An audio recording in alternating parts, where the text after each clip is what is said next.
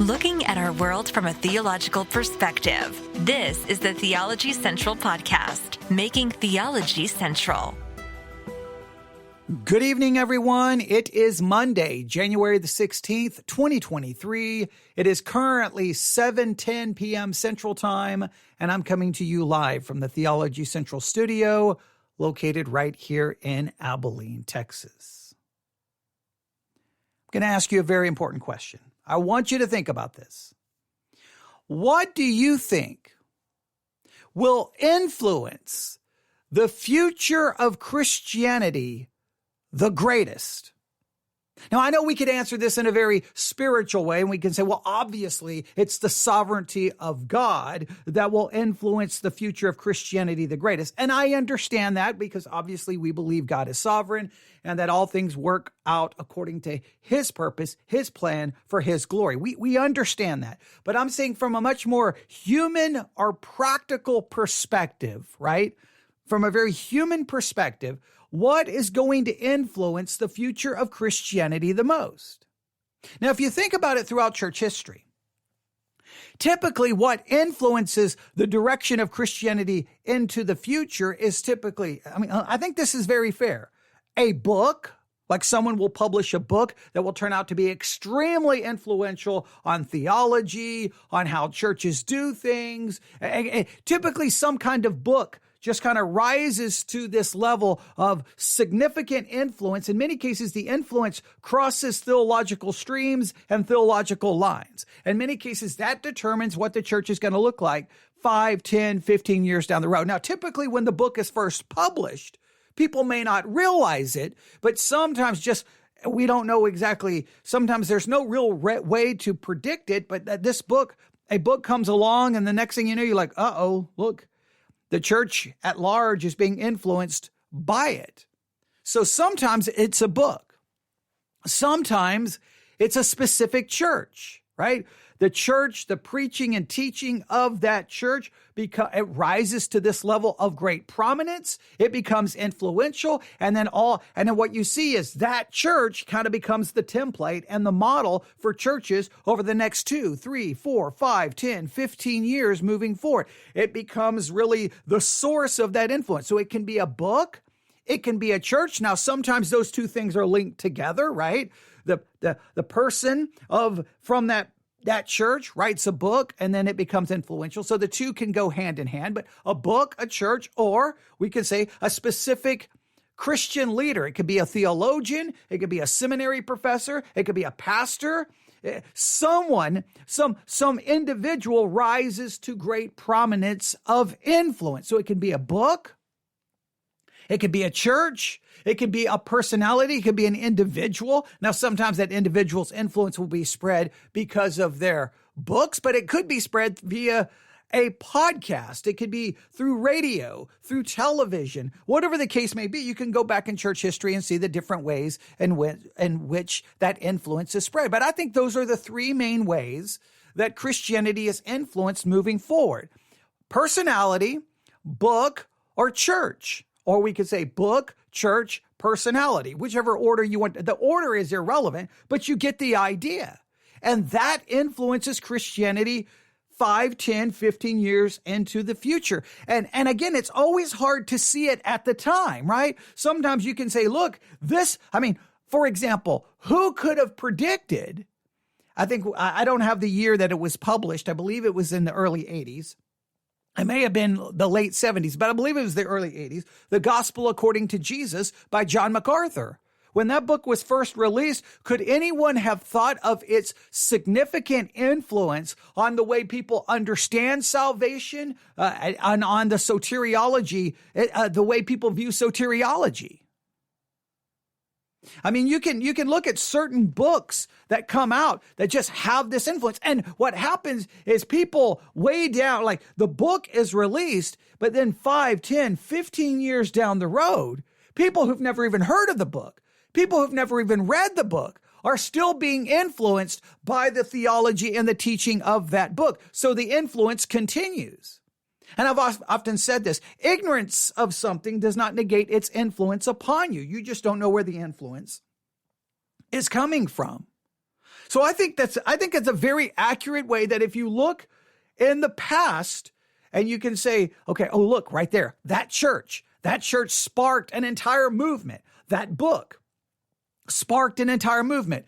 That person, that personality became a leader who influenced or sparked or moved an entire movement. And so many times when what we have a tendency to do is to be reactive, not proactive. We tend to be reactive, right? Once the movement emerges, once the influence is felt, then all of a sudden everyone's like, oh, do you see that movement? Now we trace it back and go, there's the origins of, say, the New Apostolic Reformation or Word Faith or prosperity or seeker sensitive or the emergent church, whatever. But it's always after the fact. Once the influence begins, then we are reactive instead of proactive, because it's very hard sometimes to see, wait, this is the thing that's going to influence the church 5 or 10 years down the road. So we tend to be reactive within Christianity instead of proactive, because what can be very frustrating is when you see something, you're like, well, that's it right there.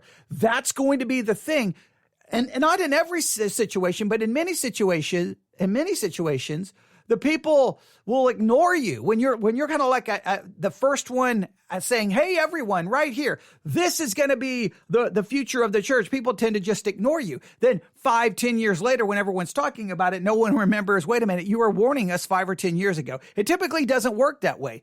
Christians in many cases I think we're typically behind, and we're typically reactive instead of proactive. I think that there is a lot of truth to that. You can tell me whether you agree or disagree, but I believe that is the way it works. That the things that influence Christianity are books, churches, and personalities, and that Christianity tends to be reactive instead of proactive to what is going to influence the church down the road. And if you try to point people to what's going to influence the church down the road, you're typically ignored. So I believe, or let me put it this way. I'm going to put forth a hypothesis. I'm going to put forth a theory of what is going to influence Christianity 5 years, maybe even less than 5 years. Over the next 5 to 10 years, what is going to possibly influence the future of Christianity. Now, I could be wrong here. This is just a theory, just a hypothesis, and I definitely want you to go, nope, I completely disagree. This is what I think is going to influence Christianity. But I believe something is happening, and I think there's a lot of people paying attention to it. And I think some have even raised the question of its possible influence on Christianity. But I'm going to be one of those voices, and I'm going to try to maybe a little bit more dogmatic. But I believe something is happening, and we've got to pay attention. And what is happening is the absolute explosion, the absolute rise, the absolute takeover of AI, artificial intelligence. So I'm going to put forth the theory. I'm going to put forth the hypothesis that artificial intelligence will be a massive influence on the future of Christianity. Now, look, I'm just throwing out the hypothesis. I could be completely wrong. I'm throwing out the hypothesis. I'm throwing out the theory, and I'm throwing it out in a dogmatic way simply to get other people to take up the discussion, to look into it, to research it, to see what they find. I know I could be wrong, but I'm throwing it out there because I just think we're on to something. And I've been thinking about this. I've been asking questions, even in our Discord channel. There are people who either will post artwork that they created from an AI program, or in many cases, if we're talking about a subject, they will go into AI, put in the parameters, and then post what the AI gives them as the answer to this theological topic or theological issue.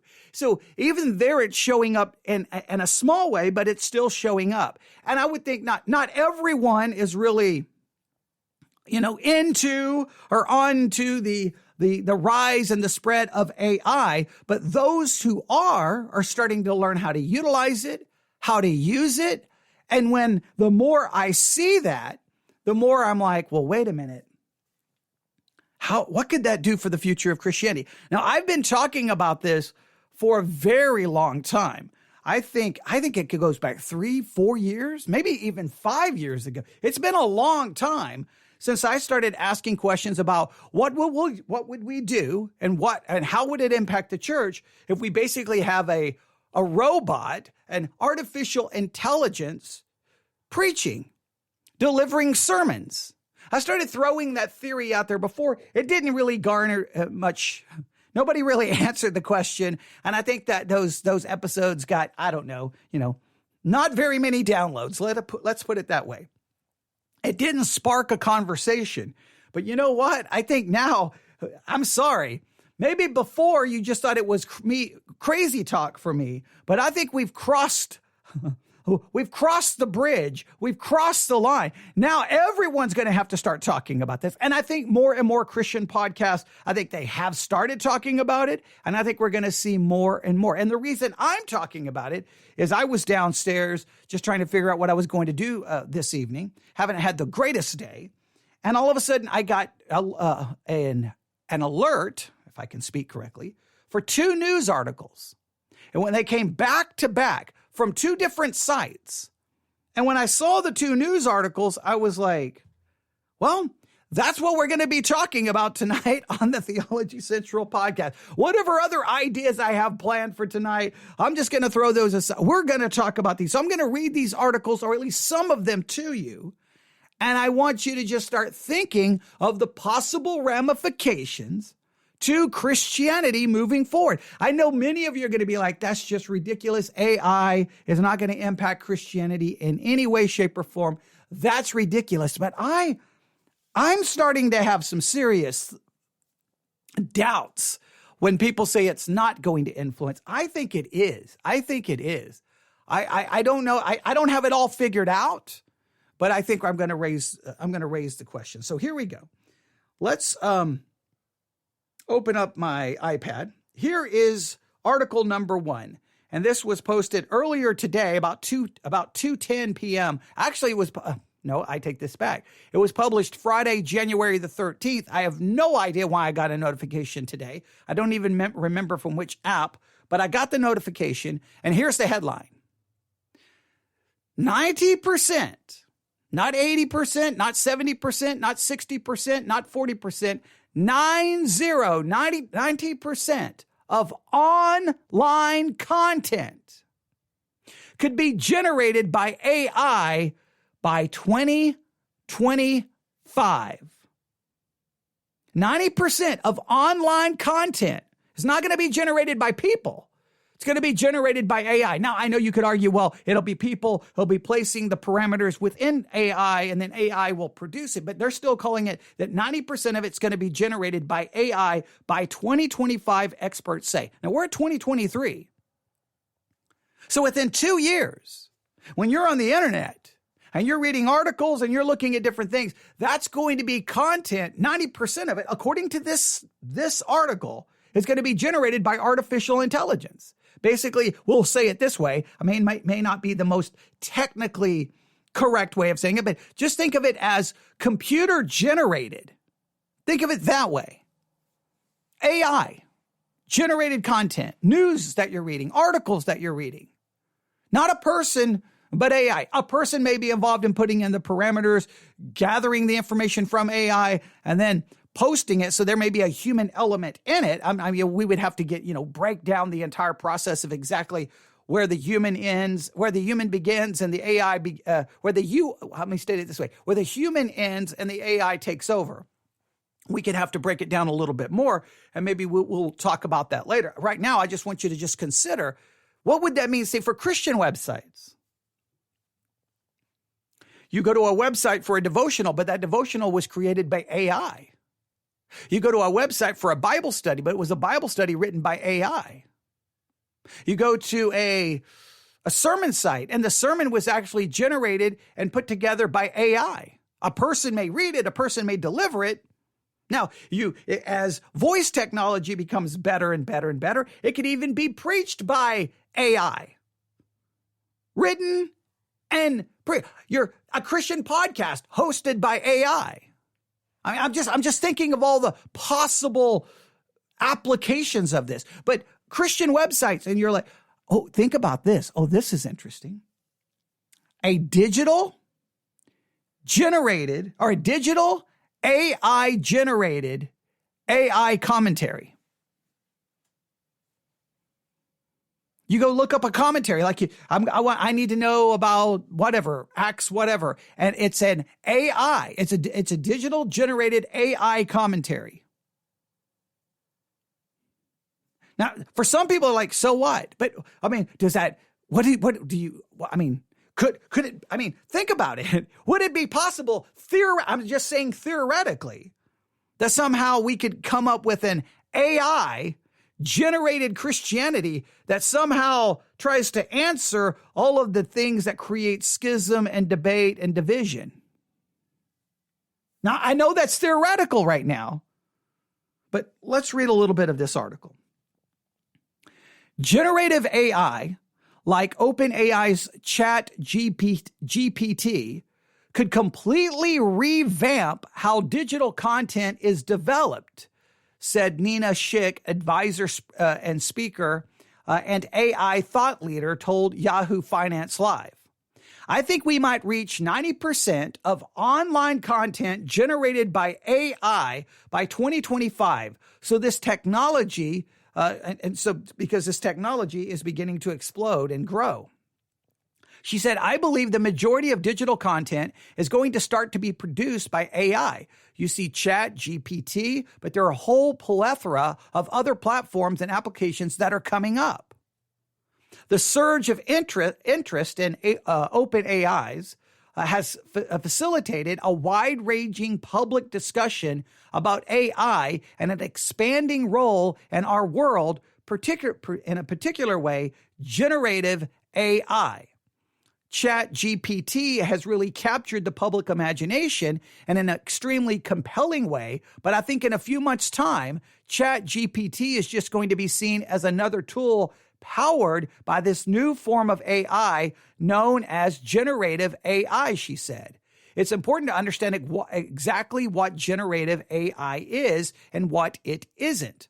What generative AI can do, essentially, is create new things that would have thus far been seen as unique to human intelligence or creativity, she said. Generative AI can create across all media: text, video, audio, pictures. Every digital medium can be powered by generative AI. So I think these valuations that you're seeing for OpenAI are actually going to go up, and you're going to start seeing even more generative AI companies which have universal applications across many industries in 2023.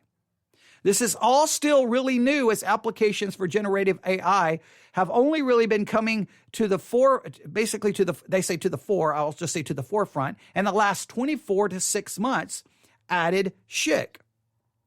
The pace of acceleration is incredible, they go on to say. And then there's a lot more here that they can talk about. But just think about it. It can generate across all of those different platforms. Let me go through, find them again, the list again here of them.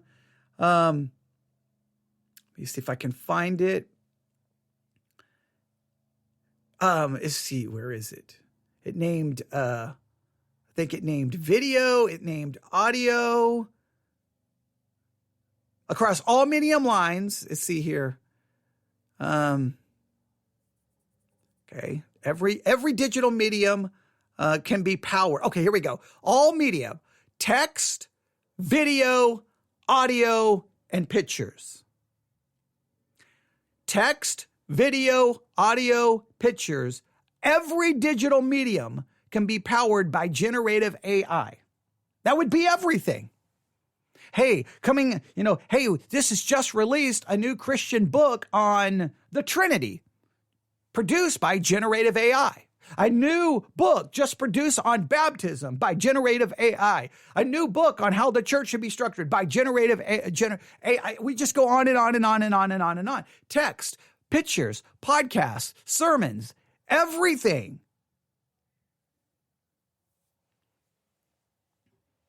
What does that mean for the future? Now, but I think you would be completely naive to think that this is not going to have influence on Christianity. Clearly, Christianity is going to be influenced by this. I think those who are using it, who are experimenting with it, who know far more about it than I do. There's some people in our Discord channel who know about it far more than I do. I think I've even asked some questions about how it could work. They've even demonstrated by asking generative AI some questions about something related to theology, and they post the answers. So I think it would be naive to think that it's not going to be influential. The debate will be, how influential will it be, and will it be transformative? In other words, I think everyone knows it will have some influence, but how much? And will it cross a barrier that it's transformative? That, and if it, in a sense, Christianity is being transformed, it's being changed in some way, shape, or form by generative AI. I think that is a fascinating question, and I don't have all the answers. I think it's going to be really weird, right? If you think about it, the future influence of Christianity may not be determined by pastors or theologians or Bible scholars. It's going to be determined by those with the technical expertise to use generative AI and to use it in a way that's most advantageous to the message getting out based off whatever generative AI program they're utilizing.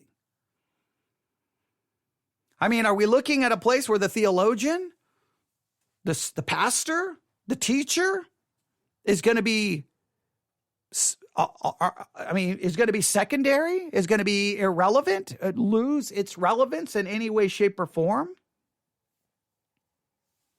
So that was news article number 1. And I'm like, okay, that's interesting. I wasn't still completely decided that I was going to talk about it, but then immediately, of course, I got the second notification and I saw this.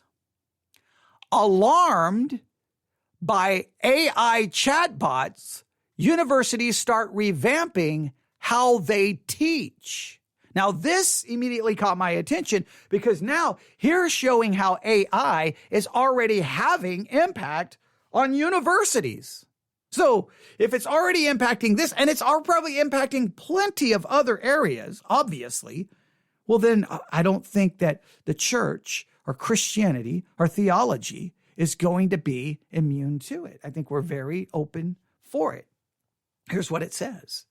While grading essays for his world religions course. Well, world religions course. I took a world religions course at Grace University in Omaha, Nebraska. While grading essays for his world religions course last month, Anthony Aumann, a professor of philosophy at Northern Michigan University, read what he said was easily the best paper in the class. It explored the morality of burqa bans with clean paragraphs, fitting examples, and rigorous arguments. A red flag instantly went up. Aumann confronted his student over whether he had written the essay himself. The student confessed to using ChatGPT, a chat box that delivers information, explains concepts, and generates ideas in simple sentences.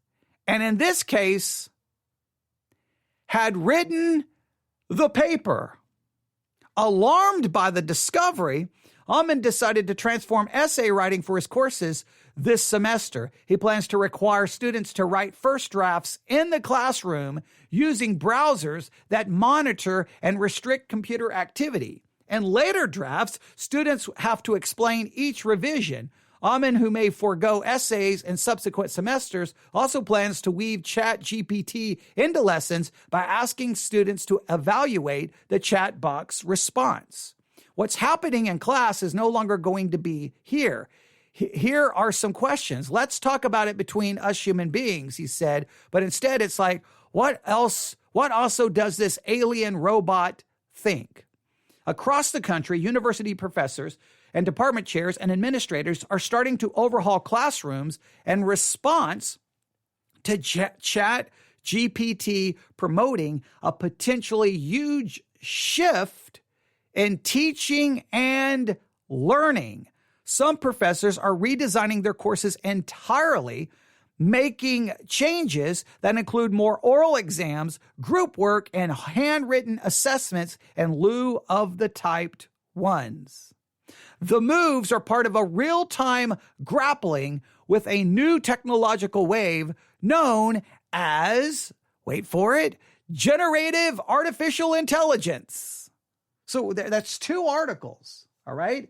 Now, someone just asked the question, I wonder if all AI would come to the same conclusion about all aspects of theology, unlike humans. Maybe they can get it right. Well, according to those, at least in the Discord channel, who have used it, the problem will be that the parameters you put in other words, you could put in a parameter, I guess, in a certain way to get the theological conclusion you want. In other words, if you want infant baptism to be supported and promoted and seen as correct, you could put in the parameters to get infant baptism. And if you don't want infant baptism, you could put in the parameters to get it. So I think at least from my limited understanding, it still could be controlled and manipulated in a way to get a specific theological bent or a theological position. But I personally think that maybe we're a year or 2 away where AI can really kind of you just give them like, here's the Bible. Like, I don't know exactly how this works. I'm going to input my parameter is Genesis to Revelation there. Now, AI, based off Genesis to Revelation, not based on any other consideration. What should I believe about baptism? Based off scripture from Genesis to Revelation alone, what should I believe about the Lord's Supper? What should I believe about sacramental theology versus, say, an ordinance-minded? Like, I don't know. I don't know how that would work. It would be interesting to see, but I think we're getting there. Now, you're right. Humans, on one hand, I mean, can I complain? Because humans haven't gotten it right. We can't agree on anything. So we've been arguing forever. So now some will say, no, we didn't argue in the early. Okay, whatever. Okay, I'm not to go back to the earlier, what happened to me earlier today. But I think we have to consider what are the ramifications. If universities right now like, hey, I got to change the whole way I teach. In fact, I may just get rid of writing essays completely from my curriculum. If they are already being impacted by it, then we would be utterly foolish as Christians to go, oh, this has got no problem. This has got no problem. This is nothing. Now, because I feel like a long time ago, I was like, Christianity is going to be politically hijacked. And I don't think anybody listened to me. And it became politically hijacked.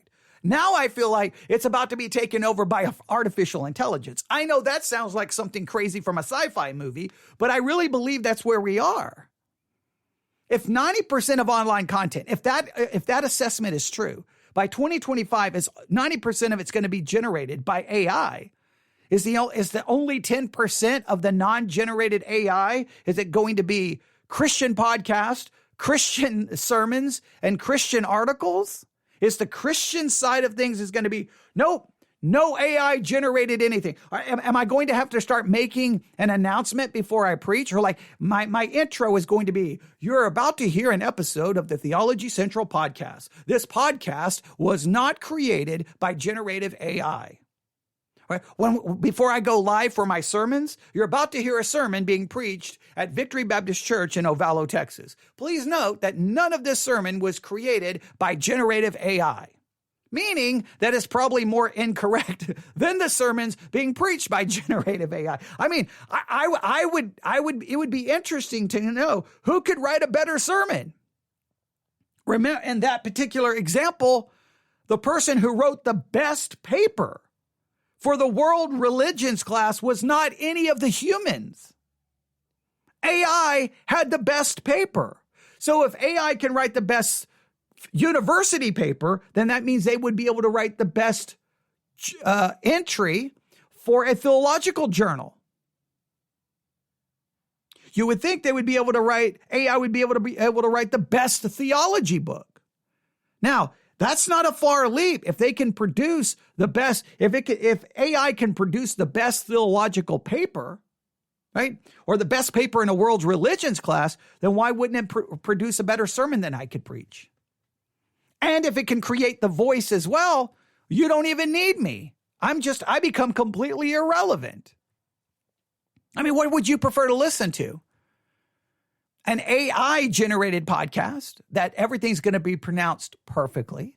None of the issues that have to swallow some weird thing that, humans do, a pause or I stutter or I repeat things too many times or I forget a point or I'm trying to look up a definition like on Sunday and all of a sudden I can't find the right definition. We can go back and listen to all of those podcast episodes. There would be none of those issues. It would be perfect. It would be concise. It would follow all the proper ramifications for a proper broadcast, perfectly timed out to the very minute.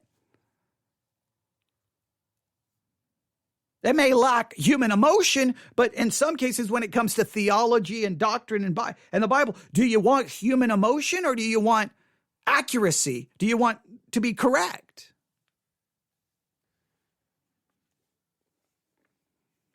I mean, I'm just waiting. I'm literally waiting the next time I'm in church, because if you've ever listened to my teaching, you know that I'm constantly I'm asking questions. I'm waiting one time for somebody to go, wait a minute, what's your question again? And I watch them on their phone or on their computer. 1 second. Well, according to generative AI, the correct answer to your question about the proper distinction between law and gospel is, and I quote, or wait, I'll just play the audio. And I'm like, okay, I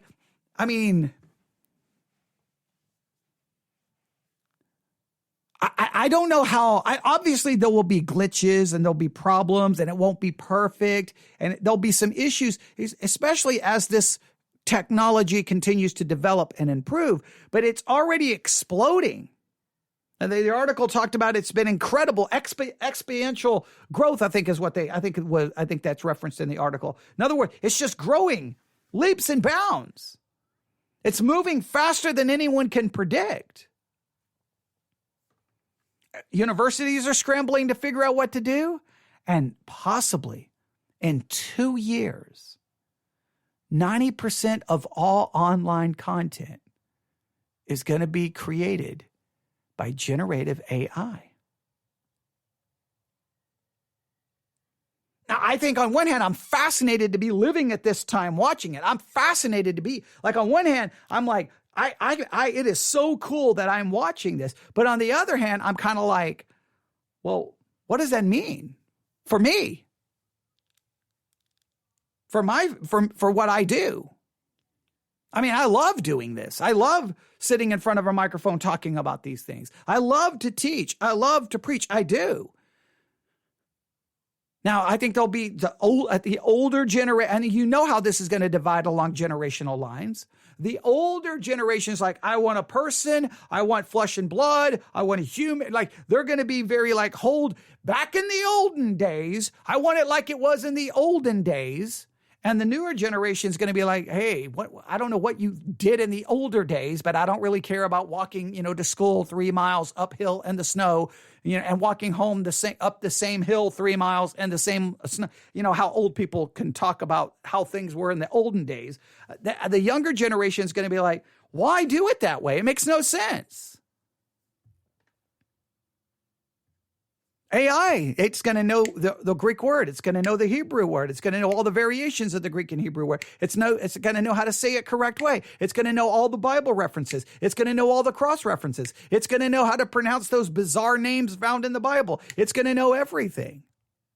It's going to be able to immediately process what the church has said universally about it for 2,000 years. It's going to be. So, I mean, do we end up waking up one day and hey, the new Christianity, it's unified. And it was given to us by generative AI. What you humans couldn't do in 2,000 years, a generative AI has said, here is the correct theology. The end.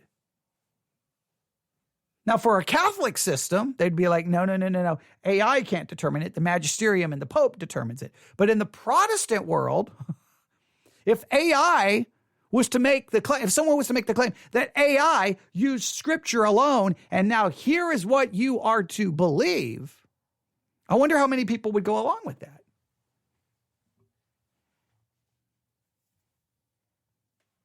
Now, I know we could get into wild conspiracy, and I don't want to go crazy speculative, but let's say if your eschatology believes that there will be a one world religion that will develop, will it develop because of an artificial intelligence that says, here's the new religion, here's the new whatever?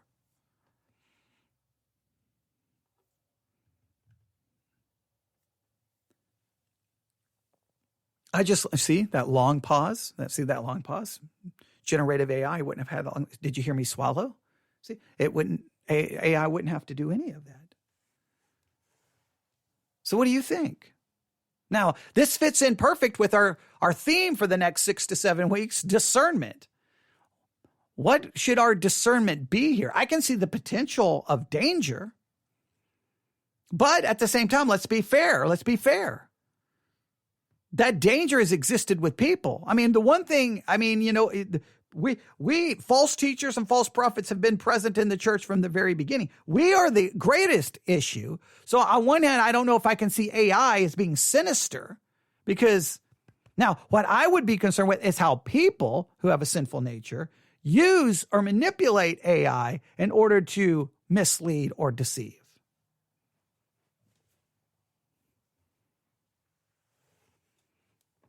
I'd love to get your thoughts on all of this. Because I think it's just a fascinating area. I still think this is going, look, I am dogmatic that it will influence Christianity. That's what I will be dogmatic on. I'm not yet convinced how much or if it will be totally transformative, but the more I read, the more I'm leaning in that direction.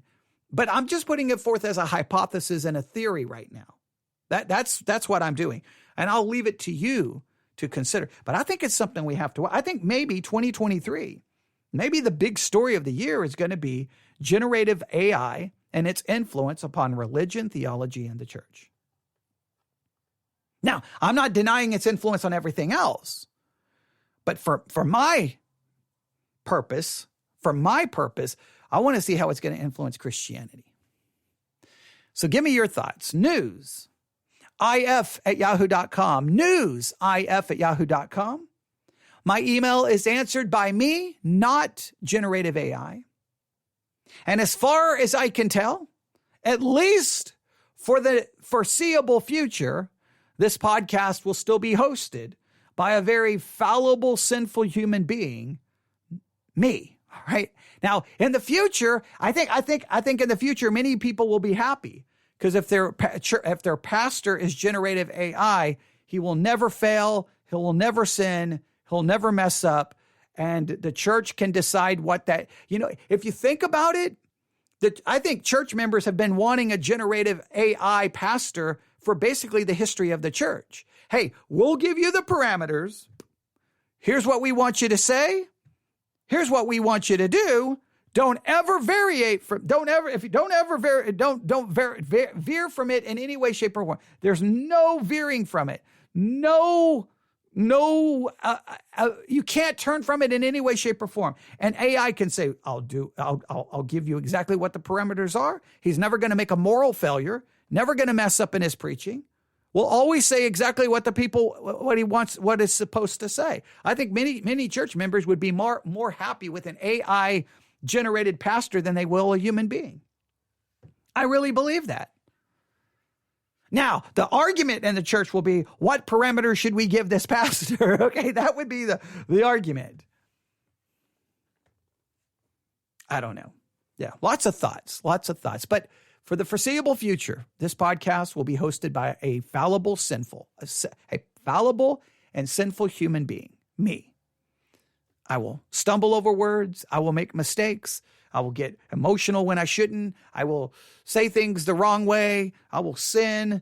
And you either will somehow find comfort in that that I'm just as fallible as you are, I'm just as sinful as you are, I fall just like you fall, and that we're all just working together to figure this out. Or you'll go, there's that new Christian theology podcast hosted by generative AI. Never sins, always says everything right. That's what I want. It'll be interesting to see what people decide. Again, email me your thoughts. See how I'm repeating myself? newsif@yahoo.com. newsif@yahoo.com. Thanks for listening. God bless.